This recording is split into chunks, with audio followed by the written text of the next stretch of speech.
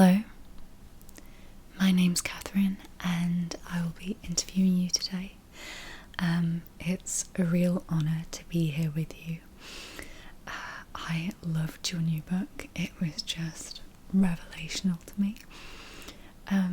So because of the success of your book, I just wanted to know where you got your idea from, because it's just so original, so unique.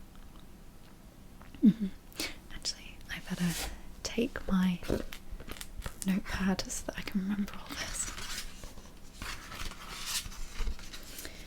And forgive the pomposity, but I will be using a quill pen because why not?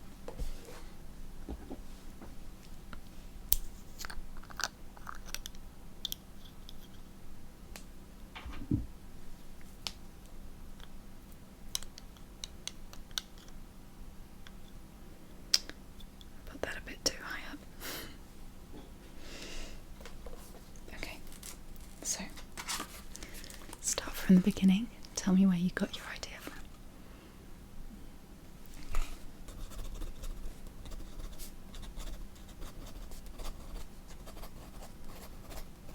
Gosh, that's amazing.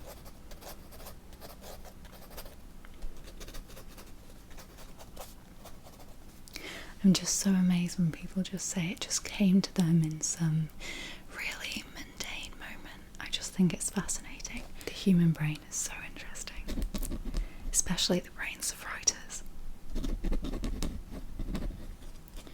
Your idea was just so unique, and I just really had the sense that you knew everything about the world and about all the characters and where you were headed, and there were just so many twists, and yeah, it was just amazing. So, what are your inspirations? And this can be books or movies or games or even just places. Oh,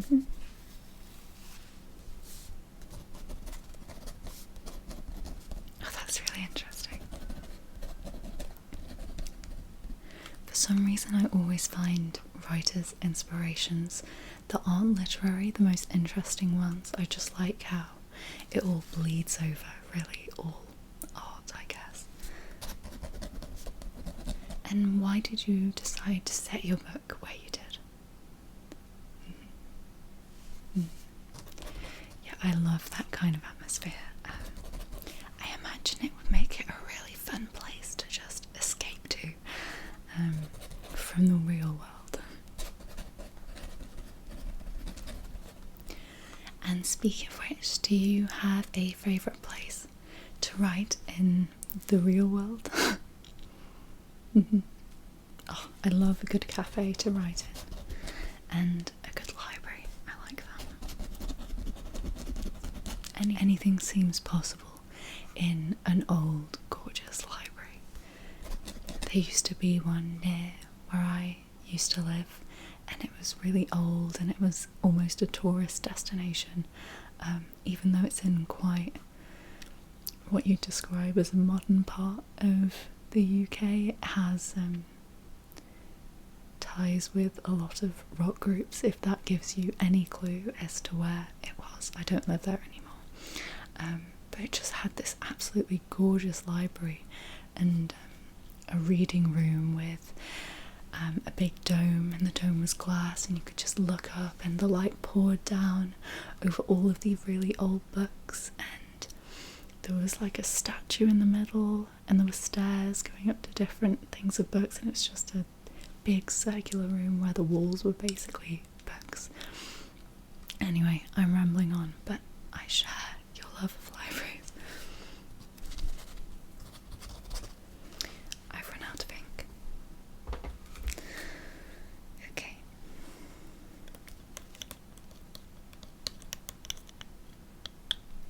So your characters are really bold, really vibrant. They feel so fleshed out. They feel just completely real.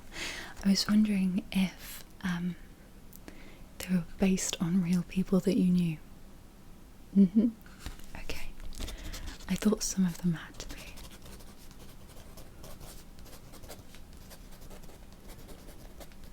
Yeah, you more just took the seed of who your inspirations were, and then a completely new character developed from that. I get that. Have you ever gotten into any trouble with the people after putting them in your very popular, very now famous book?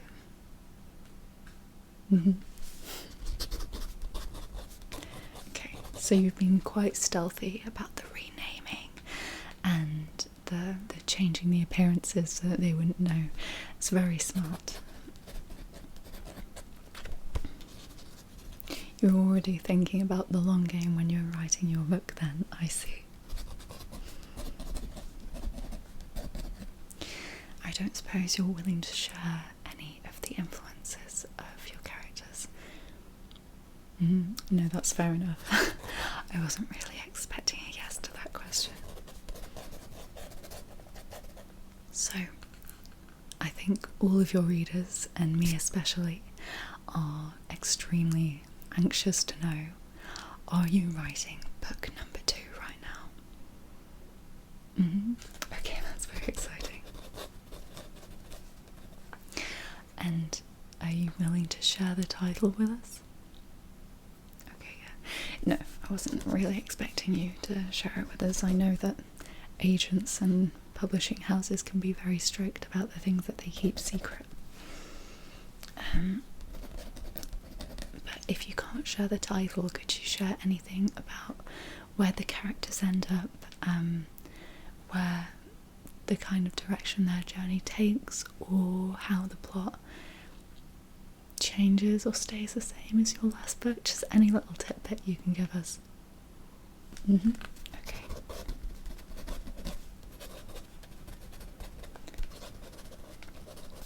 Well, that's really interesting.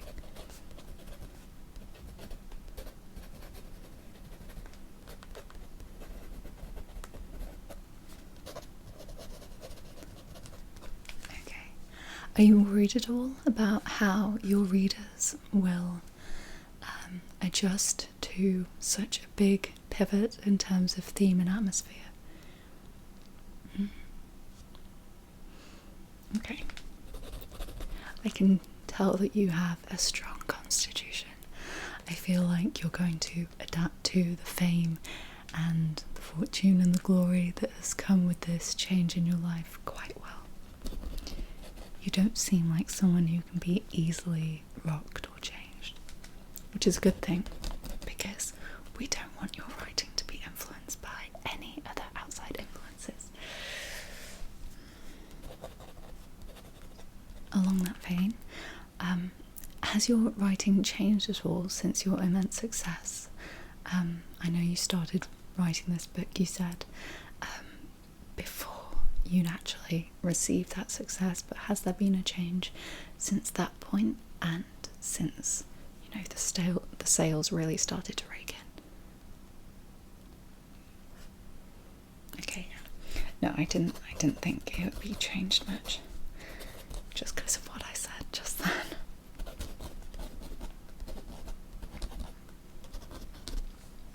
Have you ever experienced writer's block? Yeah. I mean, I imagine the pressure.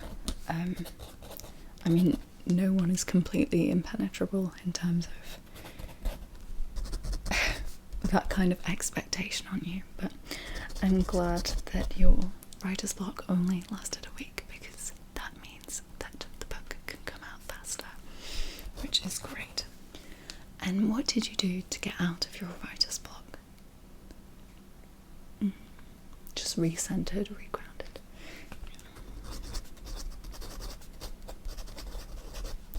Started writing for yourself again. I think that's the common theme of most writers who've had this level of success, is just try and ignore all the outside speculation. But yeah, just keep doing what you're doing. Try not to listen to the echo chamber that is the internet or society, and just keep doing what you're doing, because I don't want, well, I shouldn't say I don't want anything to change from your last book, but I certainly don't want it to change because of outside influence, is what I mean. But I trust you completely to write an incredible book. So in terms of writing, How many words do you usually get down a day?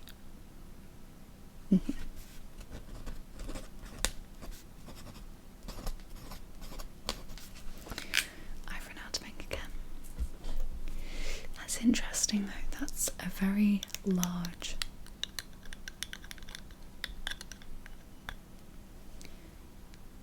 variation. And I think that will, I've got ink all over my hands. I think that will really reassure some of our not yet published authors, because I know that one of the biggest issues is struggling to be consistent. So if they know that it's possible to write 100 words one day and then 3,000 the next and 200 another day, and you know, because we get so much rhetoric around, oh, you've got to be incredibly consistent or you'll never make it. So it's nice to have an example where some of those who lack confidence in themselves can just feel a bit more confident, because after all, you're pretty much like them, it sounds like, the people who struggle with that sort of consistency anyway. And on the topic of writing, I wondered, do you outline and do you plan really kind of comprehensively, or are you more sort of a person who writes and just goes with the flow and sees where they end up? No, I really thought you would be, because everything just seems so well planned, the twists and turns tying really well together, and I feel like with a lot of authors where they just write and see where it ends up, the next step is always the first step to kind of jump into your mind as like the possibility of where the story's going, rather than, I find that authors who actually really meticulously plan, they can think so far ahead in the story, like further than any reader could do in, you know, as they're reading the book. So I think that makes it a really special experience for the reader. And if I say so myself, I think it may have played a hand in your success. Just the depth to which you knew the world and outlined and planned everything. And I feel like quite a few authors who've had massive success are joined in that. And do you have any advice that you'd like to give to budding authors? So that's kind of the opposite of what I was saying. So you'd encourage them to be as consistent as possible. Okay, so writing every day but not forcing them into really high word counts every day. Okay. And spend lots of time planning. That makes sense. I think that's what a lot of us struggle with, because I feel like attention spans have just gone down and down, and it's kind of, because it doesn't feel productive and hustly enough. Sorry about all the ink on my hands. Because it doesn't feel productive, like you're actually doing something when you're planning, when you're imagining the world in your head, when you're imagining the plot line. I feel like people just want to dive straight into the writing, but the payoff is just so much larger if you ignore all the noise about productivity, hustle, etc., and just take your time to develop something, and then just, you know, get to work writing it. So sadly, I think we'll see less and less of these types of books as time goes on, as long as we've got these attention economy, social media algorithms and whatnot, sadly. But there will always be exceptions like you, thank goodness.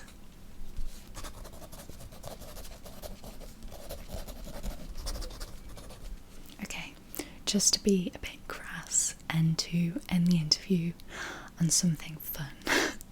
Well, I find it fun anyway. What was the first purchase that you made with your first big paycheck from the book? Well, that is as good a use of money as I've ever heard.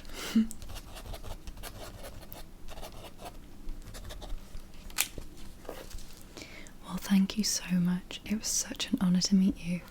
I always really love meeting the authors who just create exactly what I need from a book to feel immersed, like it's real.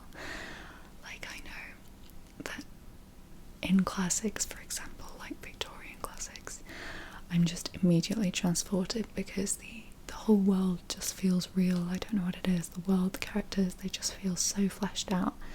And kind of more and more, I'm feeling that less with books that are coming out today.